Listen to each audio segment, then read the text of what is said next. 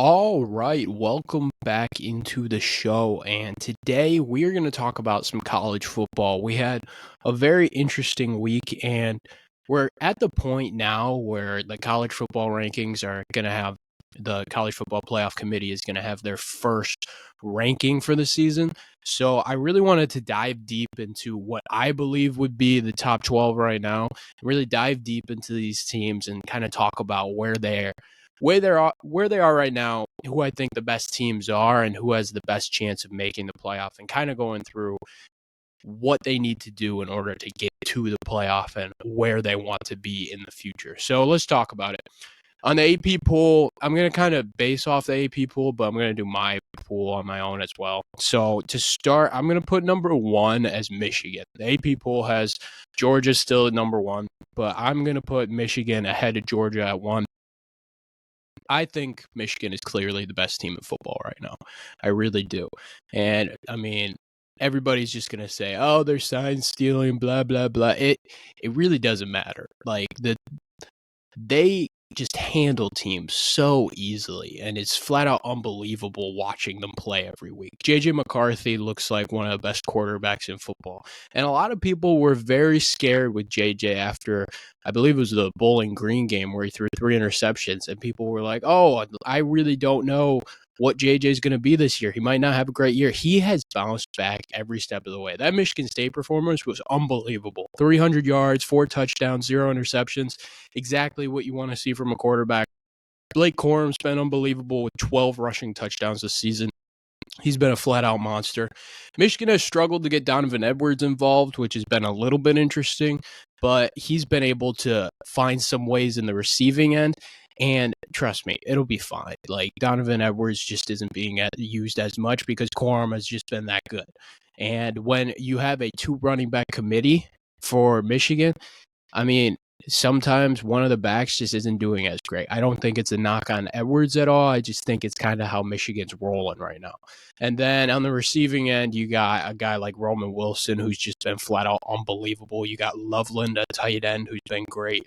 I mean, just looking at all the weapons Michigan has, it's just flat out unbelievable. They have one of the best O lines in football, and their receivers have just been great as well. I mean, Cornelius Johnson, another guy that's been excellent this year.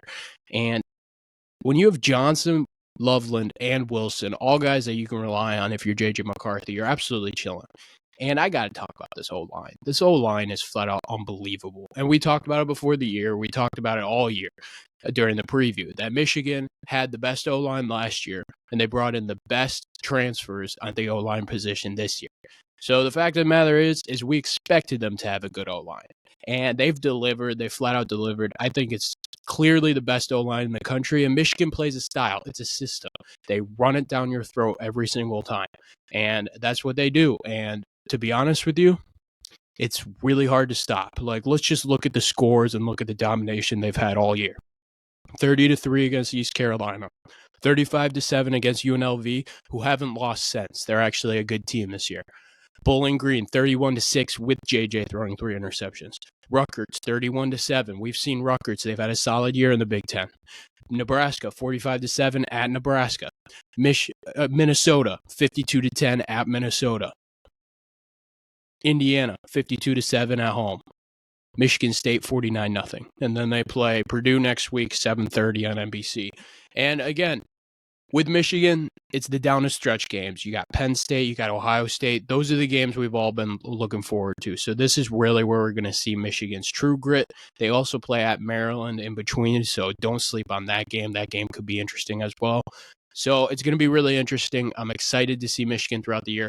Right now, they're currently my number one team in the country, and I haven't even talked about their defense yet. Their defense is unbelievable. It's ranked the first defense in the country, and it's just ridiculous. I want to see them against a real talented team before I say they're like clearly the best defense in college football, because I think Ohio State's defense is really good, which I'll get to in a little bit. But right now, Michigan's defense is playing at a really elite level, and I'm very excited to see Michigan thrive throughout the year. All right, let's talk about Georgia. Georgia's my number two, and they have looked very, very good throughout this year too. There was some questions. I think I talked about it in the Connor podcast, but We talked about how we weren't sure, it was going to be big when they play Kentucky. We're finally get some answers, and they flat out rolled over Kentucky. Carson Beck, since the moment that Connor and I were questioning him and we weren't sure about him, he has been fantastic in this Kentucky game where they won 51-13 at home. 51-13. That is just ridiculous. But Carson Beck went 28 for 35, 389 yards, 4 touchdowns, 1 interception. That's just unbelievable, flat out unbelievable. He didn't even use Brock Bowers in this game either. And if you don't know, Brock Bowers is clearly the best tight end prospect in the country. And sadly, he did injure himself, and he's probably going to be out for the year, which is really a tough blow for Georgia. He was kind of who they were relying on offense, but we've seen these past few weeks that they've been able to figure out other stuff against other teams. They were able to beat Vanderbilt 37-20, and it's more just been the constant production of Carson Beck. Like, Carson Beck's been getting better and better throughout the weeks. So I'm really impressed with Beck throughout these last few games, and they went into Florida last week and dominated. Flat out dominated. They won this game 43-20. Carson Beck with another fantastic performance, 315, 2 touchdowns. I like their running backs. Again, they have running backs by committee. DeJuan Edwards is probably the main back in that one. But now in the receiving core, because Brock Bowers is out, they're going to have to really rely on Ladd McConkey. And Ladd McConkey has been there for a little while. He's kind of been their piece. Stetson Bennett loved going to him last year, so he'll definitely thrive in that role, but there's going to be other receivers that are really going to have to step up. Guys like Dominic Lovelock and Oscar Delp, guys that really will need to step up because it can't just be a one-man show in McConkey. Not every team has a guy like Marvin Harrison Jr., who we'll get to later. But if I'm Georgia, again, your defense is also ridiculous. They've had a great year, and there has been points where it just hasn't been as dominant, but Georgia runs it by committee, and they get in a lot of subs and a lot of different bodies in there, so it's tough to fully evaluate their defense. And to be honest with you, I haven't watched too much SEC football, but I am really interested in their next few games because it's definitely going to be interesting. Next week, they play at home against Missouri. It'll be number 1 in the AP against number 14 in the AP in Missouri. And Missouri's interesting. They're very good. They're 7-1 right now. Very interesting team there. That'll be an exciting game. And then they play at home against Ole Miss. Ole Miss has been pretty good throughout the whole year. Their only loss to Alabama, another solid team. And then they play at Tennessee. So 3 straight games where it's very tough. Florida, I think, is a tough game too. So, we'll see. This is a harder schedule than people thought it would end up being for Georgia because the SEC is a lot deeper in solid teams, but not overly great teams. So I'm definitely excited to see Georgia throughout the year and see how they've improved. Carson Beck is a lot better than I thought. I think that would be the main thing that surprised me with them. I want to see the defense more. With Georgia and Michigan, I really want to see the defense against elite competition. We've talked about it. Their schedules aren't the greatest thing in the world. We haven't seen them play the talent that, we're accustomed to seeing these dominant teams play. And right now, these are the 2 most dominant teams in college football. So it's still definitely we'll see with Georgia. There's a couple games in there for what we'll see, as I talked about. But I'm looking forward to seeing Georgia throughout the year, and I think it's going to be interesting. I still think that they can get out of the SEC pack undefeated, but we'll see for sure. Let's move into Ohio State. Ohio State, I'm going to keep them at 3. They're at 3 in the AP poll. And Ohio State throughout the year has been very impressive to me. I did not expect them to be where they are. I talked about it midway with Jonah, how I just didn't see them getting out of Penn State, Notre Dame. Even Wisconsin scared me on their schedule, and then Michigan. 4 teams that are just flat out tough, and they've been able to get by every single one. A gritty performance winning that Notre Dame game. Their defense has just been sensational throughout the whole year, flat out sensational again. And they were slow to start against Maryland, and then just being able to dominate near the end of the game is just super impressive to me. Super impressive. And they dominated throughout the end of the game and were able to win by 20. And Kyle McCord has slowly improved throughout the year. We weren't sure about him. Connor and I talked about him midway, and we just weren't sure. We were trying to figure out pieces. He's definitely answering some of those questions. So McCord's gotten a lot better. They just got Travion Henderson back last week, which was a huge get. Emeka Ibuka, one of the receivers, is dealing with injuries. But I got to talk, and Travion Henderson was unbelievable. I got to talk about it in their Wisconsin win last week, 24-10. But he had 24 carries, 162 yards, a touchdown. He's so huge for them.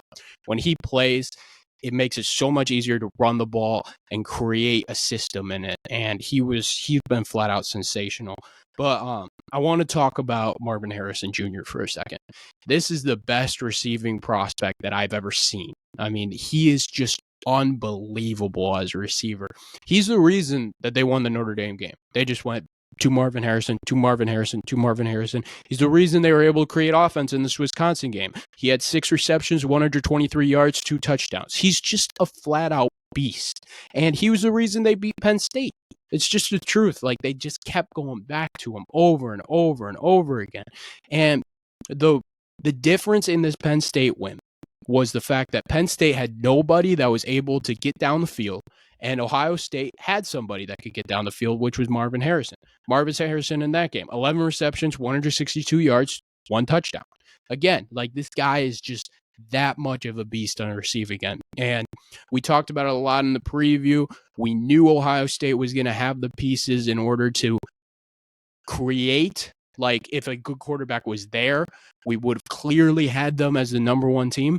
But we just weren't sure about the quarterback. And McCord has shown that he is a solid quarterback that is improving in the system.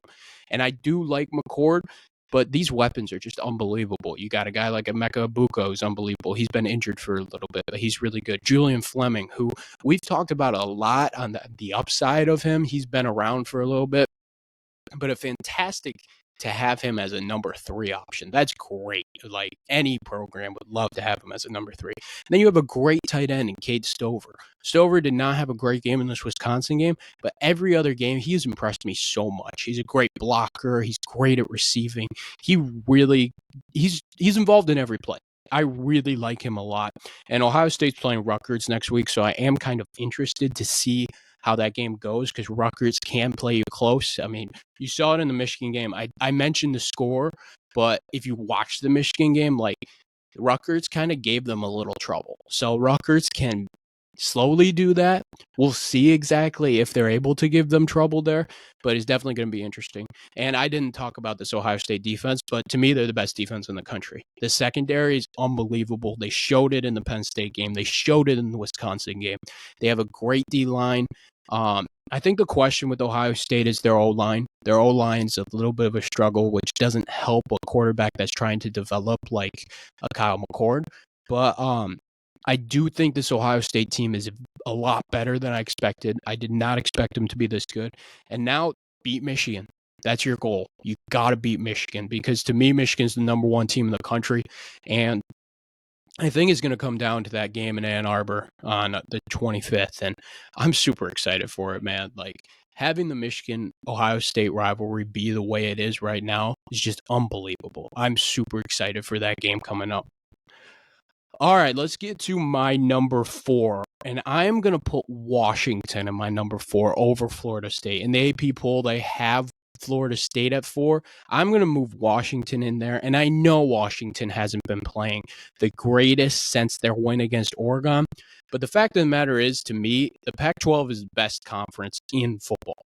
And I really think this Washington team is super impressive with the way that their offense can move. Like, Michael Penix is just so good at football.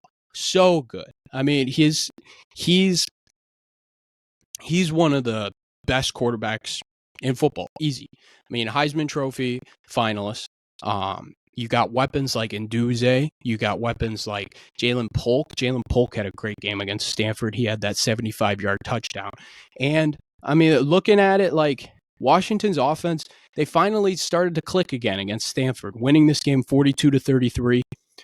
And, again, like, with Washington, it's just it's a little weird to totally identify them just because the Pac-12 is so stacked. We weren't sure where many of these Pac-12 teams would go. I got to see them against Michigan State, and they were unbelievable, killing them 41-7. And then they went at home against Cal, and we didn't expect Cal to be that good. So 59-32, yeah, that's great, but we weren't sure if Cal was that good. So 32 points, kind of shocking there. Cal's actually pretty good. They just played USC to a solid game. Then they played at Arizona, 31-24. That win looks a lot better than we thought it would be. Arizona just beat Oregon State last week in an unbelievable game. They've looked really good throughout the whole year. And then Oregon. Oregon was an unbelievable win. These two teams went back and forth. This was an unbelievable game. And Washington being able to sneak out of this one, Michael Penix leading a game-winning drive, just a sensational win here. Really the biggest win of the year overall, I think, for any team. And getting that win really propelled them into the national spotlight and is why I'm putting them at 4.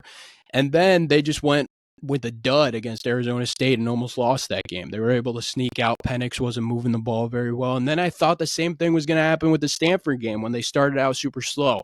But then they got a 75-yard touchdown to Jalen Polk, and the game changed. They were able to move the ball offensively, and defensively, they weren't great. Stanford was able to score. So now you're playing a team like USC.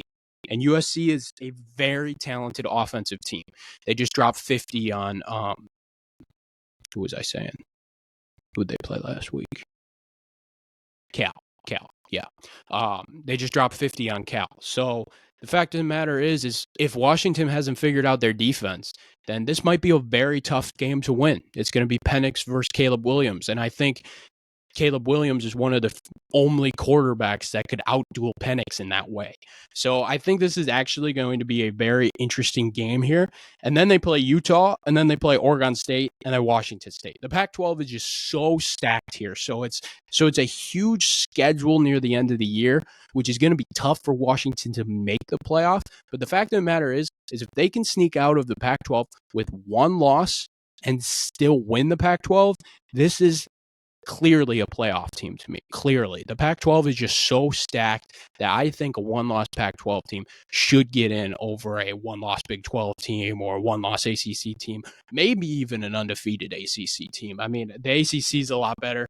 So, I mean, we'll see. I don't know if I would – Florida State, I'd probably still put them over Washington in that case if they were undefeated and Washington wasn't. But, I mean, looking at it, it's definitely going to be interesting. If Washington were to go against a one-loss Ohio State, that would be interesting. That would be tough, a one-loss Washington there. But looking at the team overall, the defense is the question to me. Offense, I think they found it against Stanford, and I'm really intrigued to see the rest of the schedule. I talked about it a lot with Michigan, Ohio State, how they hadn't had the test. Washington is battle tested, and they're going to continue to go through battles. That's the only thing. So Washington's kind of the opposite, where their schedule is crazy.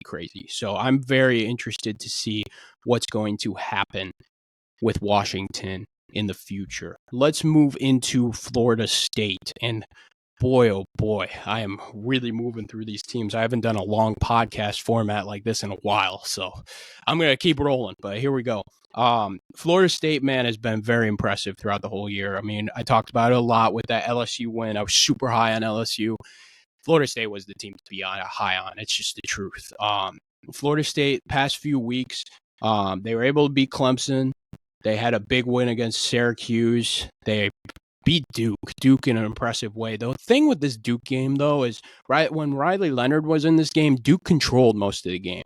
And then Riley Leonard went out at halftime, and Florida State just kind of took over in the fourth quarter. Jordan Travis ran for a touchdown, and Travis really started stepping up in the fourth. He got his 2 pass touchdowns. Well, one of his pass touchdowns, and then one of his rush touchdowns in the fourth quarter, and it really kind of took over this game, and they were able to win 38-20.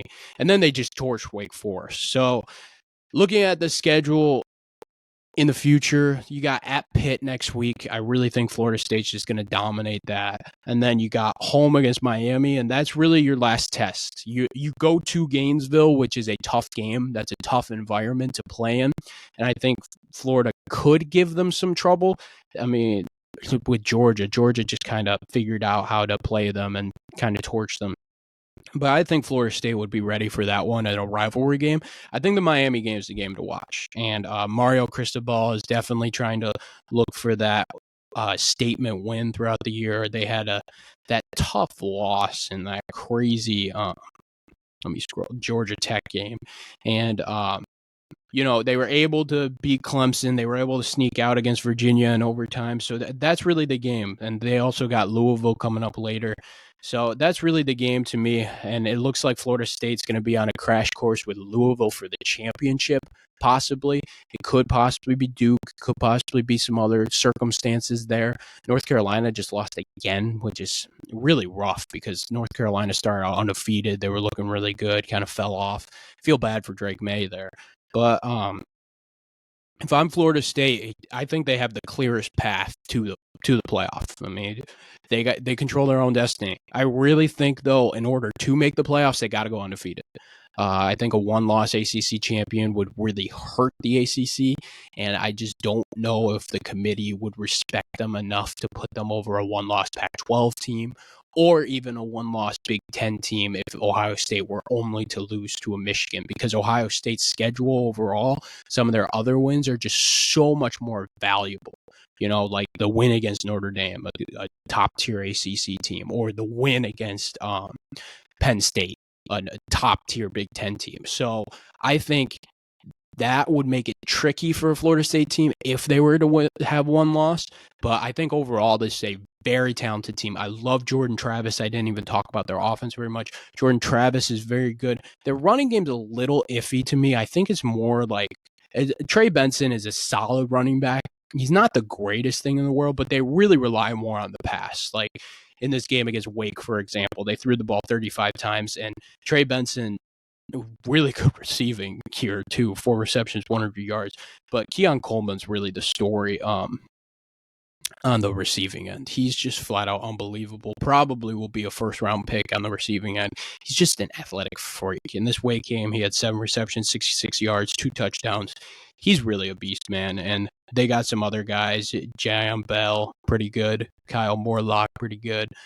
I mean, Florida State's stacked on that end. And then defensively, their D-line is unbelievable. And I talked about it a lot on the Week 1 podcast in their game against LSU, where I really dove into them. But they play with some physicality, man. I'm really looking forward to that Florida game because I think they'll come out with the same energy as they did against LSU. And if they play with that energy every week, that defense is one of the best in the country. So I think Florida State could definitely compete in a playoff scenario and definitely controls their own destiny. I mean, right now they're sitting at 4. I'm sure the committee will put them at 4. I'm kind of intrigued to see what they do with that Washington Florida State spot, but I am excited overall to see what Florida State does. I think that Miami game's the game to watch, but overall I think they can close the season undefeated, and we'll see there for sure. All right, let's move to Oregon. Oregon is sitting at 7-1. We're starting with the 7-1 teams. They're at 6. And yeah, I'd put Oregon over Texas right now. I think AP pool has Texas at 7. But with Oregon here, they just had probably one of the most impressive wins of the season, going to Utah and winning 35-6. And that just shows you the dominance of their offense. And I think Oregon and Washington are 2 of the most similar teams in football. And the fact that Washington won that game is absolutely huge and is the reason why Washington has the best chance to make the playoffs out of the Pac-12, but also that makes it the best win in college football. So with Oregon, you got Bo Nix, who's an unbelievable quarterback. He's been there forever. And he's really just had an unbelievable year, just so much pocket composure. He's really been great all year. And then their running backs consist of Bucky Irving and Jordan James, who are both solid. They're not really known for running it crazy down your throat. I mean, I think Bucky Irving's a pretty solid running back, but they can really throw over the top, man. Like with their receivers, they got Troy Franklin, Tez Johnson, both solid receivers. I really think it's with Oregon, it's this offense and it's Bo Nix thrown over the top, and it's their defense. Their defense is just unbelievable, man. I think it's one of the best in the Pac-12. And they really showed it in this Utah game. I've given Utah a lot of credit on this podcast talking about like how they've been able to win games without a quarterback, but Oregon was just ready for anything they threw in their way. I mean, flat out ready. They were all over the place playing great defense, and I think they're unbelievable. Like, I think this Oregon team's very good, and looking at them compared to Washington, I mean, you can flip a coin, man. You can flip a coin. Like, these two teams are so even. And I'm looking at the rest of their schedule. They play at home against Cal, which I think is a win, clearly. They play at home against USC, and USC's just been up and down. I want to see what USC does against Washington. It'll be interesting there. And we'll see, man. I mean, I don't love that they barely snuck out against Cal, and Lincoln Riley, like, their defense is just falling apart, and Caleb's just carrying them. Their O-line is so bad, and I think Oregon could just dominate them defensively on the O-line. I mean, they did it with Colorado, and I think USC's turning into a similar team to Colorado. So, I think Oregon will definitely win that game against USC. And then they play at Arizona State, who's played some teams close, but I don't think Oregon's losing that game. And then home against Oregon State, which is a rivalry game. So I think Oregon clearly can win out. And the game that would probably be the biggest test will be Oregon State, because they'll be hyped up and ready to go for that game. Oregon State just suffered the tough loss against Arizona this week. But I think overall, Oregon's going to be able to sneak out of these games, and it'll be an Oregon-Washington rematch in the Pac-12 championship. All right, I'm going to take a quick break, and I'll be back at you guys in a sec. Hello. This is Giovanni Mosheri. You might have heard me a couple times on Jake's Takes. I am the sports media director of Oakland University's campus radio station, WXOU, and I've been the host for about 2 years of a weekly sports show called The Jomo Show, where we cover all of Oakland University athletics, including a weekly update on scores and highlights, as well as interviews with athletes or those otherwise involved in athletics.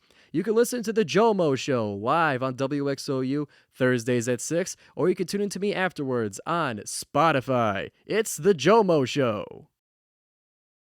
All right, let's get to Texas, okay? So Texas, past few weeks after that tough loss to Oklahoma, they were able to sneak out in a close game against Houston, and that was a very interesting game. Quinn Ewers got actually injured in that game, which sucks, just flat out sucks. And they've played the last two games without Quinn Ewers. Malik Murphy has been the starting quarterback, and he's actually played pretty well. They just dominated BYU last week in a 35-6 blowout. He played okay. 170, 2 touchdowns, 1 interception. It's really been the Jonathan Brooks show. I think Jonathan Brooks is a very good running back. In this game, he had 16 carries, 98 yards, a touchdown. And they got some good receivers over the top, and O'Donnell Mitchell, and they got Jatavion Sanders as well. 2 solid receivers there. They need Quinn Ewers. They definitely need Quinn Ewers. Texas defense, though, I love their defense, and I talked about it a lot when Texas beat Alabama earlier this year. Their defensive line is just so impressive. It's really, I think, one of the best defensive lines in football. They're all over the place, and their secondary is really good here. So they got a tough game against Kansas State coming up next week. I think it's going to be big noon kickoff for Fox on next week. So that's going to be a very interesting game because Kansas State's playing a lot better. Kansas State at 6-2. I talked about them a little earlier in the year, and then they lost to Missouri early. So, and that ends up being a really good loss because Missouri's 7-1 right now. But that'll be definitely an interesting game. We'll see what Quinn Ewers plays. If Quinn Ewers plays, I definitely think Texas can get out of that game. If he doesn't, that's a tough game to get out of. And I think the rest of the schedule is super winnable. You got at TCU, who's really struggling to find an identity on offense, at Iowa State, and then you got home against Texas Tech. So You know, Texas Tech was one of my sleepers. That was a failed attempt at a sleeper.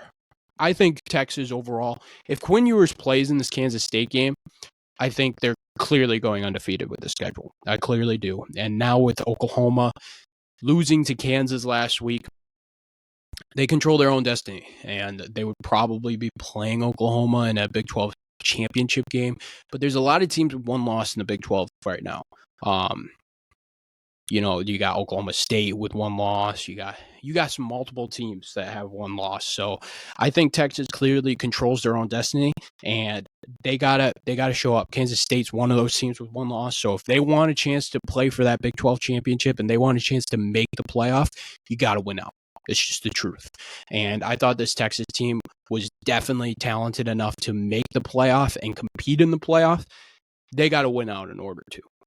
I don't know if Oklahoma can make the Big 12 or the playoff, especially with a loss to Kansas. I just don't know if the committee's going to favor them over a team like Ohio State if they only lose to Michigan. I think they would favor a team like Texas because they have that win against Alabama.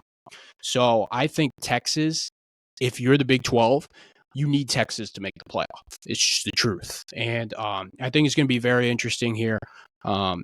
With Texas, I do think they're going to be able to win out. That Oklahoma game is just a scary game because Oklahoma wakes up for that one. And Oklahoma's defense played out of its mind in that game. It was easily the best defensive performance I've seen from Oklahoma in a while.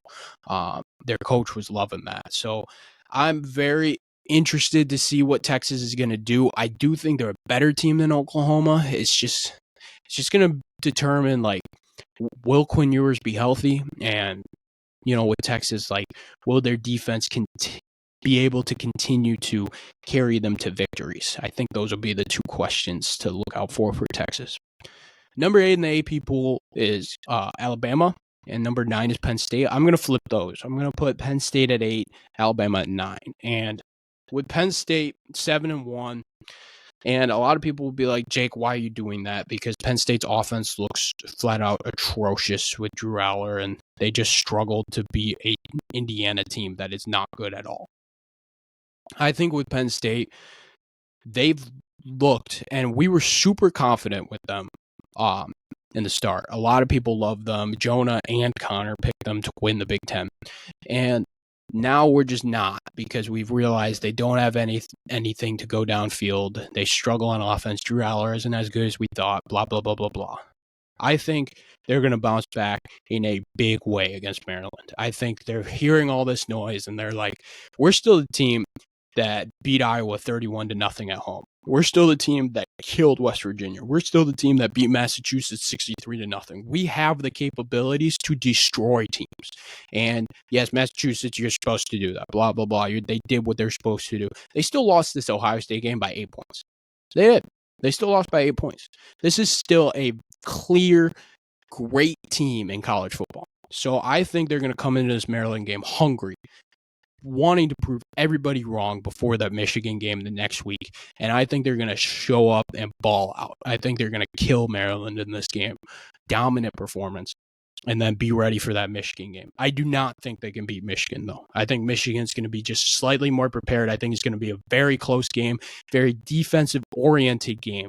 I think JJ will struggle with how good their Penn State defense is. They got a great secondary. They got a great physical talent up front on the D-line. I really think that's going to be a tough game for JJ to figure out. I do think Michigan sneaks out and is going to be able to win. I think Penn State wins the rest of their games. I think it's another 10-2 year where you lose to both Michigan and Ohio State, and it's just a disappointing year for Penn State. It sucks, but I think that's what it's going to end up being. It's sad if you're a Nittany Lion fan. And again, it hasn't happened yet. You definitely could beat Michigan. If you beat Michigan, your dreams are saved. It's just the truth. And then you're rooting for Michigan to beat Ohio State, and then the Big Ten has to figure out what they're going to do if all their teams are 11-1 or 10-1 going into that final week in the Big Ten. So, we'll see. We'll see. I am excited for Penn State overall. I'm really pumped for that Michigan-Penn State game, but I do think Penn State is absolutely going to dominate Maryland, and just be ready for that Michigan-Penn State game. I'm super pumped for that game. I'm super excited. All right, let's get to Alabama. I'm going to try to move through these teams a little bit faster, but Alabama's been playing really good lately. They had an off week last week, and they play LSU next week. I'm pumped for that game. I was super excited for that game. Connor and I kind of went through Alabama's schedule after the Ole Miss game where they were able to sneak out 24-10, and they've done a great job. They beat Mississippi State pretty handily, 40-17. They were able to sneak out against Texas A&M in a very hard-fought game. I'm crediting Nick Saban for his coaching right now. Like, Tennessee, they started out bad, were able to sneak out of this game 34-20, and it just, the bounce backs from this team were unbelievable. Arkansas, tough game, tough physical game, and they were able to sneak out 24-21. Winning close games is a very hard thing to do in college football, and Nick Saban is the best at doing it. They're playing LSU, and I think they're hungry to get back at LSU from last year. I really do, and I think they're going to come in with a fire underneath themselves, and they're going to win this game. I think they're going to beat LSU. I was very, very high on LSU the start of the year. I've kind of fallen back on them. If they win this game, I'll be back on them. But it's just been tough, and I trust Nick Saban's ability to win close games more than I trust Brian Kelly's ability to win close games. So I think they're going to be able to sneak out of this game, and I think they're going to win out. I think they're going to win out, and they'll win that side of the SEC, and they'll be waiting for Georgia in the SEC championship.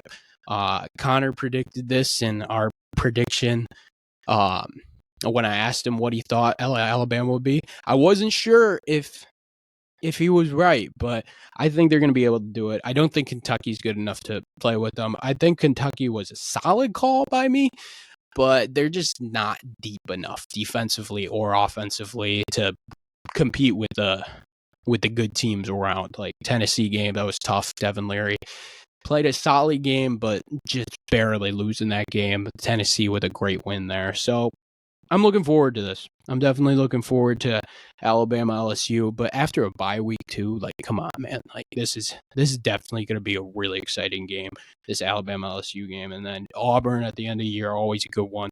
So I'm looking forward to this Alabama game coming up with the LSU. I do think they're going to win out, and they'll be in the conversation when we're talking about it if they're able to beat Georgia. I don't think they have the capability to beat Georgia, though. I would ride with Georgia still. So that's kind of my take on Alabama there. I have them at 9 currently. My number 10 team is going to be Oklahoma. The AP poll has Oklahoma as well. Oklahoma just had a tough loss to Kansas, and Oklahoma's a weird team. They're a really weird team because their defense had one of the best performances I'd seen in a while of them playing against Texas. And then the next week, they almost choked the game against UCF. There was a 2-point conversion. UCF ran a really weird trickeration play that just didn't work. I was shocked they weren't in that play. And Oklahoma was able to sneak out. And then Kansas just made a comeback with their backup quarterback in. And that's just a very tough loss. And now it leads into you going to Oklahoma State, who's been one of the hottest teams in college football. So I actually don't think Oklahoma wins this game against Oklahoma State, and they're going to lose. And then they play at home against West Virginia. I think they'll bounce back there. They play at BYU, bounce back, win against TCU, 2-loss Big 12 team. And it's going to be very interesting what's going to happen there. I think it'll be tough to – I mentioned it earlier. I don't think Oklahoma has a chance to make the playoff, even if they win this Oklahoma State game. Even if they beat Texas twice. Like, I just don't think that the committee would see them as a better team than a team like Ohio State with 1 loss to Michigan. I just don't. Or a Florida State team with 1 loss to the ACC champion, if that would be, let's say. So I think it would be tough to put Oklahoma in, especially with this loss to Kansas, and I don't see Oklahoma as being a team competing for it. Dylan Gabriel did not play well in this Kansas game. He's been very on and off throughout the year. He had an unbelievable game against Texas, and it's just been very on and off. It's been hard to figure out with Gabriel there. And then looking at the rest of the team, they got a solid run game, and their defense has just been weird. It's just been weird to figure out. Tawi Walker is their running back. He had a very, very good game against Kansas, but I mean, in the receiving end, it's just Drake Stoops. And the fact of the matter is if you only have one weapon and it's a white slot receiver, it's not really the best unless his name is Cooper Kupp. It's just the truth. It's just my opinion. I'm not being, anything like that, but like you definitely need like another weapon over the top. That's all I'm saying there. So with Oklahoma, I think sitting at 10 is probably a good spot for them, and I think it's going to be tough for them to move any further. Looking at 11, Ole Miss. Ole Miss, I think, is a very solid team. Their only loss this year is to Alabama in that thriller, and then they were able to thrillingly beat LSU in a 55-49 win, and then sneaking out against Arkansas, sneaking out against Auburn, sneaking out against Vandy, and they're just being consistent. They have Georgia later on, which will be very, very tough. And I don't think this team can beat Georgia. Jackson Dart has had a great season. I like Lane Kiffin's weird to me. I love Lane Kiffin. I think he runs a great program overall.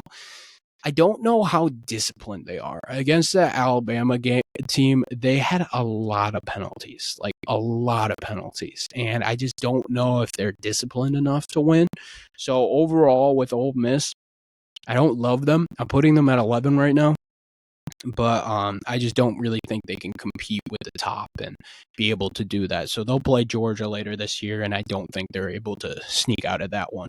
And their defense is very on and off. Again, I just don't think it's the most disciplined group in the world. So with Ole Miss, I'm going to stick them at 11. And 12, 13, I wanted to put LSU at 12, but I'm not going to. I'm going to stick with Notre Dame, who is at 12 in the AP poll. Notre Dame, since we last saw them, they beat Duke, lost to Louisville. Louisville's turned into a really good team, absolutely demolished USC and made Caleb Williams look bad. And then they demolished Pitt. So they're starting to do their job here. They play Clemson next week. Definitely will be an interesting game. If they're able to do their job and kill Clemson, like that would be very, very interesting to rank Notre Dame. It kind of stinks for them that Clemson is sitting at 4-4 and not what any of us expected. So if I'm Notre Dame, it's tough to put you in a playoff conversation. It just is. And especially with their half ACC thing, it's not going to be great. I think it's going to end up being a 10-2 season for you. And very solid year. With Sam Hartman, I think you expected a little more than what you got. But overall, I think solid year for Notre Dame. I'm pumped for college football, man. Like we're more than halfway through, and it's unbelievable. Like covering college football is so much fun. So these next few games are definitely going to be interesting. So and we'll continue to cover it on Jake's Takes.